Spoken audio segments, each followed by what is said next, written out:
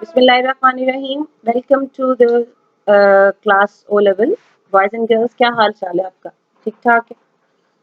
आज हमने chapter number 2 start करना है और again there is a particular topic related to this chapter number 2. In first chapter we talked about the snakes. In all the 4 parts of chapter number 1, all were the main theme was snakes. आज जो chapter number 2 है, तमाम chapter में जो 4 topics हैं वो सारे के सारे बुक्स से रिलेटेड है। आप ये देख सकते हो कि आपके ये जो मैंने आपको टाइटल दिया है, दिस इज अबाउट बुक्स। अभी आपको मैं कंटेंट भी बताऊंगी कि जो चैप्टर नंबर 2 है इसके जो ऑल द 4 कंटेंट क्या है। As you can see on your screen that there are the 4 topics. है first one is the reading silence. Reading silence में वो मेमायर्स वो अपनी मेमोरीज को डिस्कस करता है जो राइटर है। उसके बाद Pottermania is related to the Harry Potter series में वो जो राइटर है, लेडी है जो वो इसमें ये बताया गया है कि किस तरह उसकी जो तहरीर है, उसकी जो नॉवेल्स है, उस तरह पूरी दुनिया में वो like the books of the Harry Potter were sold like hot cake. अभी हमने पिछले दिनों ईडीएम भी किया था, अगर आपको इफ यू रिमेम्बर। तो पॉटरमेनिया के बारे में वो एक न्यूज आर्टिकल है, ये अखबार से लिया गया है कि हैरी पॉटर सीरीज कितनी ज्यादा मकबूल हो गई है। उसके बाद है winner takes all. This is again about the Harry Potter series के ओल्डन डेज में किस तरह जो लोग थे अपनी अपनी शेक्सपियर था तो वो क्या लिखता था तो कितना अर्न करता था, और आजकल के जमाने में लोग कितना लिखते हैं और कितना अर्न करते हैं। और इसके बाद the Sibylline books. This is really very interesting. I like this part of the chapter. Legendary tale है।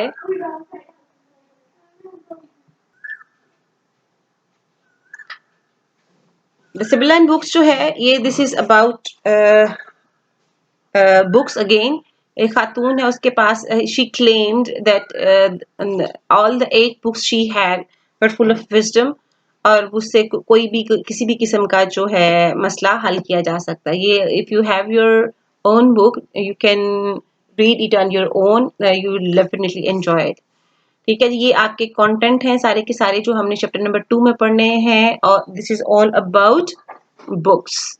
इट मस्ट मोटिवेट यू, ये जो के किताबें पढ़ने का कितना फायदा होता है। Next slide is about memoirs. This is the introductory paragraph of your chapter number 2, memoirs, यादें, memories. How many times you escaped from what is going on around you by entering into the world of really good book? Escape होता है run away, भाग जाना. It is very special pleasure when the English poet John Keats heard the song of Nightingale. Nightingale क्या होती है? बुलबुल. It charmed magic casement. Casement होता है कैद कर लेना. For him, reading does the same. कि जिस तरह नाइटिंगेल की आवाज सुनकर जॉन कीट्स अपने आप को एनकेज्ड या एक अपने आप को mesmerized महसूस करता था, कहता है रीडिंग डज द सेम। आप अच्छी किताब पढ़ रहे हो तो वो भी आपको अपने अंदर अपने साथ जोड़ लेती है। It opens Windows onto new worlds. It opens windows onto new worlds. ये आपके ऊपर एक नई दुनिया, एक नई ओपन द विंडो का मतलब होता है कि एक नया पॉइंट ऑफ व्यू, एक नई एक न्यू नॉलेज आपको ये बुक्स जो हैं वो देती हैं। In the following extract from his memoirs, Francis Spufford remembers the process of learning to read. जी, फ्रांसिस एक कैरेक्टर है जो आज हम लेसन स्टार्ट करेंगे उसका, कि how he was used to engage himself into the act of reading.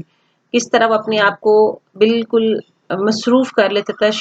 he didn't know what was going around him. वो अपने आप को बहुत ही ज़्यादा किताब पढ़ने में मसरूफ कर लेता था। The process of learning to read and the enormous importance which books had for him from an early age. बचपन से ही वो अपने आप को बुक रीडिंग में उसने अपने आप को मसरूफ कर लिया। Home life during Francis Bufford childhood was dominated by the very rare medical condition of his younger sister. जो फ्रांसिस स्पफोर्ड का जो बचपन है, उसने बचपन में ही अपने आप को एक अजीब सी किस्म के माहौल में पाया जहाँ मेडिकल कंडीशन जो थी वो बहुत अच्छी नहीं थी due to his younger sister. क्या था उसको? She was extremely frail. Extremely frail, frail होता है कमजोर होना, WEAK, कमजोर होना, and needed constant care from her devoted parents and continual medical attention. हर वक्त वो तकरीबन हर वक्त वो बीमार रहती थी एंड और जो उसके पेरेंट्स थे, she was the centre of the attention of his parents, तो वो अपने आप को निग्लेक्टेड फील करता था।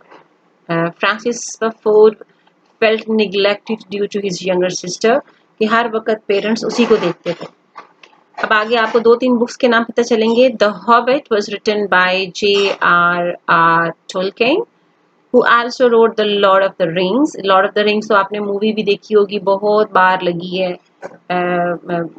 ऑन एयर हुई है टीवी पे। The Lord of the Rings, both books are still enormously popular, enormously huge, बहुत ही ज़्यादा, वो आज भी लोगों में बहुत मकबूल है। Swallows and Amazons, ये भी एक बुक का नाम है, by Arthur Ransom, was the first of the series of the books about the adventures of a group of children with sailing boats. ये बच्चे कश्तियों में बैठ के मुख्तलिफ समुंदर से आगे वो जाके जंगलों के पास कोई ना कोई एडवेंचर करते थे और ये लोगों में बहुत ज़्यादा पॉपुलर भी थी। These stories were tremendously popular but are now not so widely read as they used to be. तो पहले ये बहुत ही ज़्यादा पढ़ी जाती थी, लेकिन अब लोगों में जो बुक रीडिंग की जो हैबिट है, it is not as such common as it was in the earlier days. जी, ये एक उसने बेस बनाई है फ्रांसिस फोर्ड ने कि वो किस तरह की बुक्स पढ़ता था। So let's start the first paragraph. First paragraph में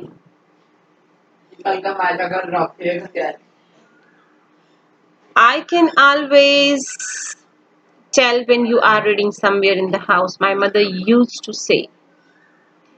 I can always tell when you are reading. उसकी माँ कहती है कि मदर उसकी जो कहती है फ्रांसिस फोर्ड की कि she can easily tell what was going on when her son was reading.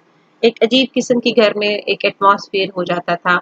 There is special silence, a reading silence. ये आपके लेसन का टॉपिक भी है, a reading silence.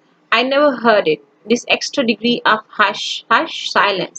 एक अजीब किस्म की खामोशी होती थी that somehow traveled through walls and ceilings to announce that my 7 years old self had become about as absent as a present person could be.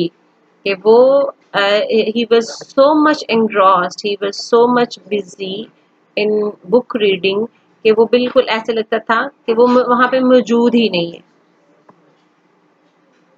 The silence went both ways. Both ways. As my concentration on the story in my hand took took the control. जैसे ही वो कहानी उसके ऊपर अपनी जो grip थी वो strong करती, all sounds faded away. तो उसके इर्द गिर्द जितना भी शोर हो रहा होता था वो उसको कभी फील नहीं हुआ था। My ear closed मतलब नजरें और दिमाग बुक पर होता था और कान उसके बंद होते थे इर्द गिर्द की आवाज होती थी। Flat on my front with my ये आपके ये है this is the requirement of one of your question. I think this it must be included in the answer to the question number 1 कि जो information अभी मैं पढ़ रही हूँ। Flat on my front with my chin and my hands are curled in a chair like a prawn. This word is chair. Let me remove it ताकि आपको पता चले ये वर्ड क्या है। Chair like a prawn I would be gone. ठीक है जी, वो कहता है कि मैं बिल्कुल अपनी चेयर में सिमट के चिन के नीचे हाथ रख के मैं अपने आप को बुक रीडिंग में मसरूफ कर लेता था। I didn't, अब सिचुएशन क्या होती थी, how much he was engrossed, how much he was busy in book reading, इतना मसरूफ होता था, I didn't hear doorbell rings, I didn't hear supper time call, I didn't notice footsteps of the adult. मुझे कभी आवाज नहीं आई दी कि दरवाजे पे कौन आ रहा है, या रात के खाने के लिए मामा ने आवाज दे दी है, या मेरे पास कोई भागा चला आ रहा है मुझे ढूंढने के लिए. Approaching who would call to find me, come to find me. They had to shout Francis near my head or laughing chocolate. I laughed too. वो मेरे कान के पास आके जोर से बोलता था तो मुझे समझ आती थी अच्छा कोई मुझे बुला रहा है. यही हाल आप लोगों का होता है आजकल के बच्चों का when they are playing the video games or when they are watching a climax on the screen. कोई बहुत ही सस्पेंस वाला कोई लड़ाई वाला कोई सीन चल रहा है तो फिर इस वक्त बच्चों का ये हाल होता है. Reading in this way wasn't something I chose to do. कहता है ये मैंने जानबूझ के नहीं किया. I chose to do. It was not a conscious effort. ये मैंने जानबूझ के नहीं किया. It just happened. ये खुद ब खुद हो गया. It was automatically revealed to me. It automatically became his habit. कि वो इतना ज़्यादा अपने आप को बिजी कर देता. Though I never framed the thought then, I was stopping my ears with fiction. I was stopping कहता है मुझे कभी ख्याल ही नहीं आया कि मैं फिक्शन होता है ये जो नॉवल कहानियाँ स्टोरीज जो पढ़ना पड़ते हैं उसको फिक्शन कहते हैं. क्योंकि मैं ये सारी चीजें मेरा जो कान है वो बिल्कुल बंद कर रही हैं तमाम दुनिया की तरह. There were things to block out, ban. कि बहुत सारी चीजें थी जिनकी वजह से मैं he wanted to escape from the from his surrounding.